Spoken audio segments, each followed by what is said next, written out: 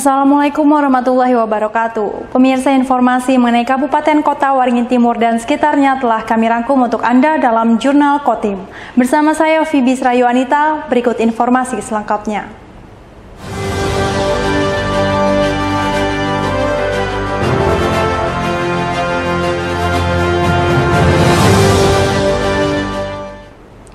Kebakaran hanguskan 4 bangunan kios semi permanen di Jalan HM Asad Sampit, Kabupaten Kota Waringin Timur, Selasa 12 September siang.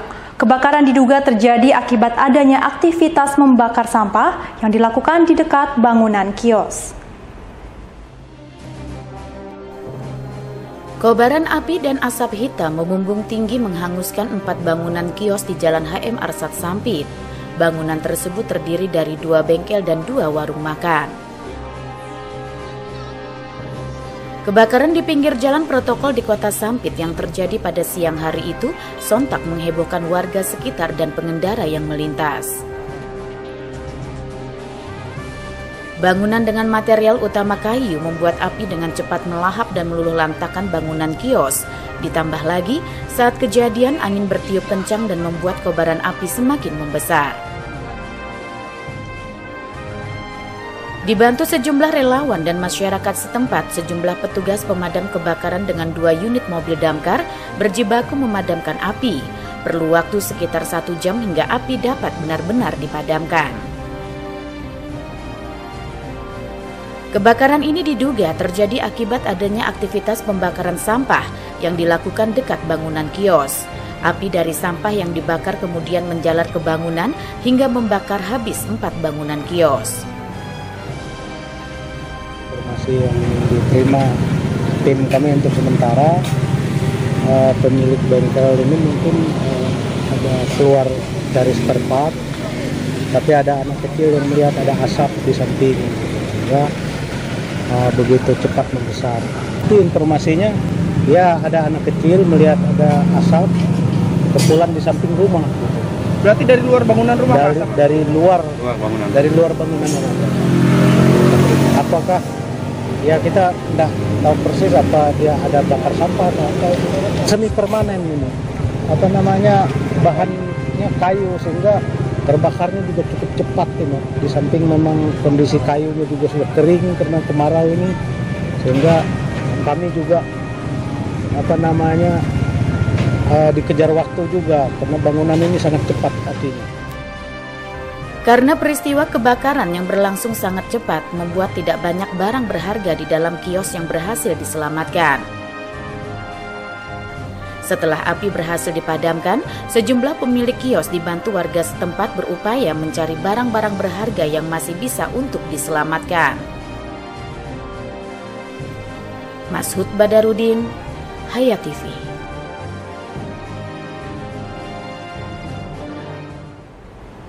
Di tengah maraknya bencana kebakaran hutan atau lahan yang melanda, Selasa 12 September, Kota Sampit, Kabupaten Kota Waringin Timur diguyur hujan lebat. Turunnya hujan disambut gembira warga yang berharap kebakaran hutan dan lahan segera berlalu. Setelah lama tidak diguyur hujan hingga menyebabkan kekeringan dan mengakibatkan banyaknya hutan atau lahan yang terbakar, Selasa siang Kabupaten Kota Waringin Timur akhirnya diguyur hujan deras. Turunnya hujan terjadi secara merata khususnya di wilayah dalam Kota Sampit. Meski sempat terhenti beberapa saat, hujan kembali turun dan berlanjut hingga sore hari. Turunnya hujan disambut gembira oleh warga yang memang sudah lama menantikannya. Warga mengaku senang dan berharap hujan yang turun dapat membantu kebakaran hutan atau lahan yang marak terjadi di daerah setempat dapat segera berlalu. Alhamdulillah ya, dari tadi siang ini sudah turun hujan cukup deras.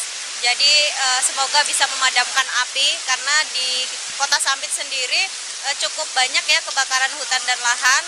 Dan dengan adanya hujan ini bisa membuat Kota Sampit yang udaranya dinyatakan tidak sehat bisa sehat lagi. Kepala Dinas Pemadam Kebakaran dan Penyelamatan Kota Waringin Timur, Hawianan menyebut turunnya hujan cukup membantu bagi petugas dalam menanggulangi kebakaran hutan atau lahan yang belakangan semakin sering terjadi. Saya kira ini membantu paling tidak sementara membantu. Barangkali kalau kita lihat perkembangan ke depan, kalau dia memang ada hujan terus lagi mungkin sangat membantu. Tapi kalau tidak ada, ya ini memang sementara. Hasil BMKG juga masih ke depan itu mungkin masih kering itu. Berarti potensi kebakaran di tempat kita masih cukup rawan nggak Pak untuk lahan Pak?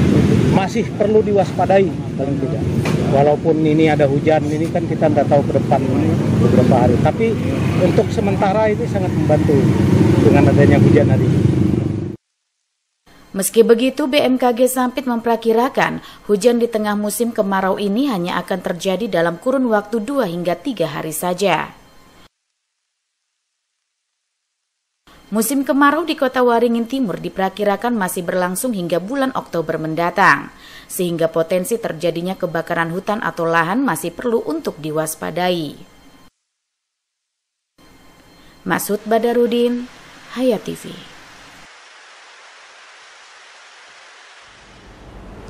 Momen pada rangkaian perayaan HUT ke-22 tahun 2023, Partai Demokrat menggelar silaturahmi sekaligus konsolidasi seluruh calon anggota legislatif atau caleg dari wilayah Kabupaten Kota Waringin Timur dan Seruyan, DPRD Kabupaten hingga DPR RI, Sabtu 9 September 2023.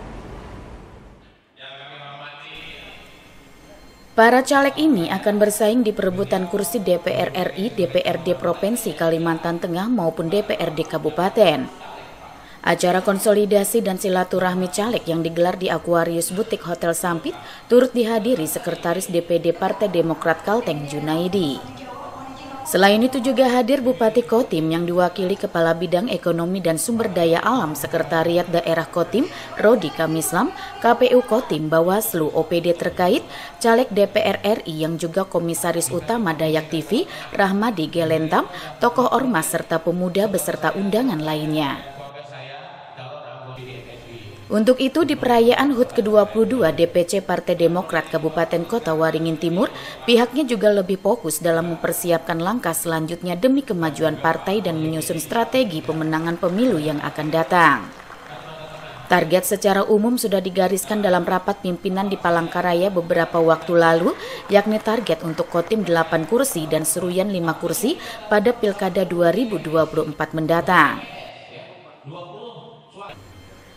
Menurut Ketua DPC Partai Demokrat Kota Waringin Timur John Krisli, dalam kesempatan ini pihaknya ingin memperkenalkan dan mempublikasikan caleg yang diusung Partai Demokrat mulai dari tingkat Kabupaten Kotim dan Seruyan Provinsi hingga DPR RI. Pada hari ini kita pertama melaksanakan hari ulang tahun Partai Demokrat yang kedua ya. Kita bergabung dengan Kabupaten Seruyan. Kedua dalam rangka konsolidasi dan silaturahmi antar caleg baik di tingkat kabupaten, tingkat provinsi maupun di tingkat DPR RI. Apa yang disampaikan oleh saudara sekretaris tadi, Pak Sekjen DPD tadi, bahwa kita ingin bahwa target-target itu bisa tercapai. Khususnya untuk Kota Waringin Timur kita punya target 8 kursi. Kenapa 8 kursi? Karena 20% dari jumlah kursi yang ada di DPRD Kota Waringin Timur. Dalam rangka kita nanti bisa mengusung calon bupati dan wakil bupati di periode Pilkada 2024 nanti. Pada HUT ke-22 DPC Partai Demokrat Kabupaten Kota Waringin Timur, pihaknya lebih fokus dalam mempersiapkan langkah selanjutnya demi kemajuan partai dan menyusun strategi pemenangan pemilu yang akan datang. Nurmansa, Hayat TV. Partai Demokrat Kabupaten Kota Waringin Timur bertekad akan mengusung kader potensial sendiri di kontestasi pemilihan kepala daerah atau Pilkada Kotim 2024 mendatang. Pernyataan tersebut ditegaskan langsung Sekretaris DPD Demokrat Kalimantan Tengah Junaidi saat menghadiri HUT ke-22 Partai Demokrat yang digelar bersama DPC Kotim dan Seruyan di Aquarius Boutique Hotel Sabtu 9 September 2023. Untuk mewujudkan tekad tersebut, khususnya di Kotim pada pemilihan legislatif ditargetkan memperoleh 8 kursi. Target 8 kursi itu harus dicapai karena 20% dari jumlah kursi yang ada di DPRD Kabupaten Kota Waringin Timur. Di Provinsi Kalimantan. Dengan demikian, ungkap Junaidi, Partai Demokrat Kotim dapat mengusung calon bupati atau wakil bupati Pilkada 2024 dari kadernya sendiri. Target kita untuk Kotim dan Seruyan minimal perolehan kursi mereka nanti di Pilkada Kotim dan Seruyan bisa mengusung sendiri. Berarti 6 lah. 8. Nah, ini target. Nah, kemudian 5 Seruyan. Harapan kita endingnya nanti Kotim dan Seruyan bisa mengusung sendiri calon dari Partai Demokrat di Pilkada tahun 2024 akhir. Harapan kita, kader terbaik kita masing-masing ketua itu bisa menjadi figur yang kita majukan di Pilkada nantinya. Kenapa kita ingin memajukan figur ketua kita masing-masing?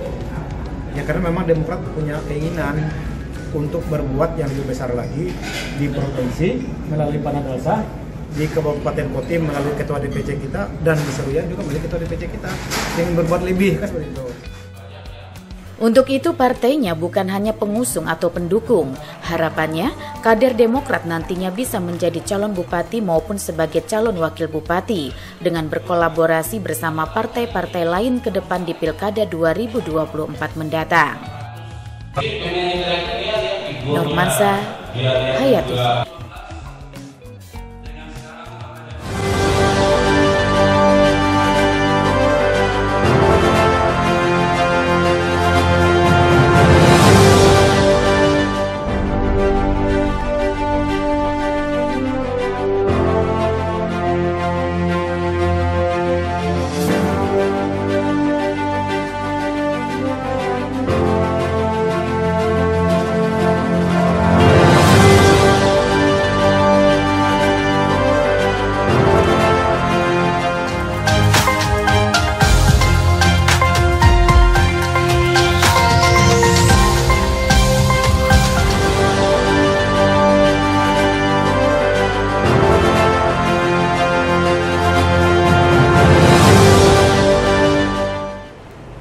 Beralih ke berita dari Kota Waringin Barat, pemirsa, Polres Kota Waringin Barat melalui Satuan Reserse Polres Kobar berhasil mengamankan 12 tersangka komplotan pencuri kelapa sawit milik salah satu perusahaan perkebunan yang ada di wilayah hukum Kota Waringin Barat, Polres Kobar. Ke-12 tersangka pencurian buah kelapa sawit milik salah satu perusahaan perkebunan tersebut kini harus mendekam di tahanan Polres Kota Waringin Barat untuk menjalani proses hukum. Berdasarkan keterangan Kapolres Kota Waringin Barat AKBP Bayu Wicaksono dalam press release yang digelar hari ini, menyampaikan bahwa kejadian pencurian buah kelapa sawit terjadi pada hari Minggu tanggal 10 September 2023. Sebelum melakukan aksi pencurian atau melakukan panen massal, para pelaku yang merupakan warga Kabupaten Seruyan ini berkumpul karena adanya ajakan dari orang, yang mana saat ini masih dalam proses penyelidikan dan pengejaran. Kapolres mengatakan para tersangka melakukan aksinya dengan menggunakan mobil pick-up menuju lahan kebun perusahaan PT BJAP 2. Kemudian sesampainya di lahan kebun sawit, di sana sudah ada orang yang diduga kuat memberikan arahan terkait lokasi atau kawasan kebun yang akan dipanen. Setelah mengetahui lokasinya, para tersangka kemudian melakukan pemanenan dan pada sekitar jam 16.00 waktu Indonesia Barat, kegiatan pemanenan itu selesai dilakukan. Para tersangka kembali diarahkan untuk menjual hasil curian itu ke tempat penampung atau pengepul buah. Menerima laporan adanya aksi pencurian buah kelapa sawit, petugas kepolisian kemudian mengamankan para tersangka bersama barang bukti berupa buah sawit hasil panen sebanyak 6,5 ton. Sehingga hal tersebut menyebabkan perusahaan mengalami kerugian kurang lebih 14 juta rupiah lebih.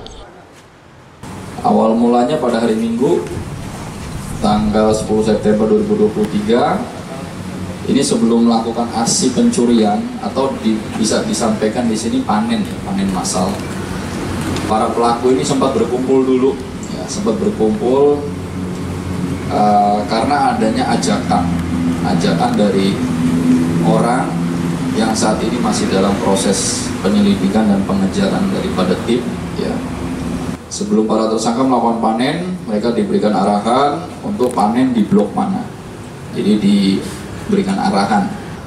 Adapun buah kelapa sawit yang berhasil dipanen dan kebetulan yang berhasil kita tangkap ya, hari Minggu kemarin, yaitu sebanyak 6,5 ton, dan hasil tersebut ya menyebabkan perusahaan X itu mengalami kerugian kurang lebih 14.300.000. Selain mengamankan para pelaku, petugas dari Satreskrim Polres Kota Waringin Barat juga berhasil mengamankan 1 unit mobil pick-up, 1 unit mobil kendaraan pick-up merek Daihatsu Grand Max warna hitam, 1 unit mobil pick-up merek Daihatsu Grand Max warna abu-abu, 1 unit mobil pick-up ada Suzuki Carry, 1 buah angkong warna orange, dan 4 buah egrek dan juga Tojo. Muhammad Iksan, SBTV. Belasan hektar lahan pertanian di Kota Waringin Barat gagal panen karena sumber air di beberapa wilayah khususnya di Kecamatan Kumai mengering. Pasokan air untuk menyiram tanaman para petani sudah tidak mencukupi. Sejumlah petani was-was akan gagal panen karena kondisi kemarau kali ini cukup panjang. Fenomena El Nino atau musim kemarau yang mengakibatkan sumber air kekeringan mulai berdampak pada lahan pertanian hortikultura di sejumlah wilayah, salah satunya di Kabupaten Kota Waringin Barat, Kalimantan Tengah. El Nino ini menyebabkan kekeringan yang berakibat rusaknya tanaman pertanian hortikultura. Belasan hektar lahan pertanian di Kota Waringin Barat gagal panen karena sumber air di beberapa khususnya di Kecamatan Kumai mengering. Pasokan air untuk menyiram tanaman para petani sudah tidak mencukupi. Para petani di Kabupaten Kota Waringin Barat was-was gagal panen karena kondisi kemarau kali ini cukup ekstrim dan panjang, meskipun beberapa waktu terakhir hujan ringan sempat mengguyur wilayah Kota Waringin Barat. Menurut sejumlah petani, bahwa saat ini dibutuhkan alternatif untuk mendapatkan air agar dapat menyiram tanamannya. Agar air yang dibutuhkan petani pun tercukupi. Gagal panen di sejumlah daerah di Indonesia dikhawatirkan akan berdampak pada ketahanan pangan masyarakat khususnya di Kota Waringin Barat. Salah satu petani hortikultura yang selama ini menanam cabai rawit dan tomat, Sotif menjelaskan, sejak kemarau ini dirinya terkendala oleh berkurangnya sumber air dari parit, sehingga sudah tidak mengalir. Sementara ini masih menunggu hujan untuk menanami lahan seluas 2 hektar lebih yang dimilikinya. Sotif juga mengaku biaya operasi dan perawatan pada musim kemarau juga lebih banyak, sehingga hal tersebut juga berimbas dirinya merugi hingga 50%. Kalau banyak kan kalau ada hujan, Mbak. Ada hujan kan satu, solar irit, bensin irit, tanaman air penuh tercukupi. Kalau ini kan kendala air dong, Mbak. Gelombang panas El Nino berkepanjangan menyebabkan kekeringan yang berakibat rusaknya tanaman pertanian hortikultura. Korbannya adalah cabai, bawang, tomat, dan sayur mayur yang tidak toleransi terhadap kekeringan. Potensi gagal panen tanaman hortikultura bisa mencapai 30 hingga 50%. Selain kekurangan air, tanaman hortikultura seperti cabai juga berpotensi diserang virus kuning atau Gemini. Jamri, SBTV. Demikian pemirsa informasi dari Kota Waringin Barat tadi sekaligus menutup jumpa kita pada kali ini. Saya Fibis Rayuanita mewakili jajaran yang bertugas mohon undur diri dari hadapan Anda. Terima kasih dan sampai jumpa. Wassalamualaikum warahmatullahi wabarakatuh.